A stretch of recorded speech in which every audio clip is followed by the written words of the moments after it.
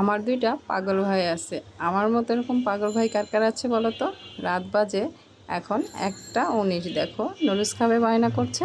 তো চলে আসলাম আমি নুডলস রান্না করতে। প্রথমেই আমি পানি গরম করে এখানে দিয়ে দিলাম তেল আর লবণ।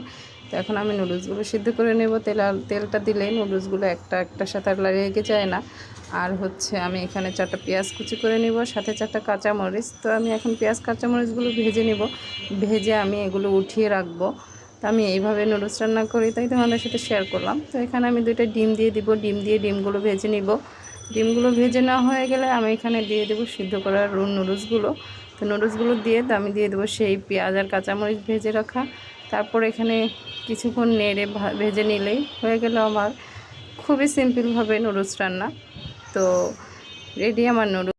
ওদের এই ছোট ছোট আবদার আমার রাখতে খুবই ভালো লাগে।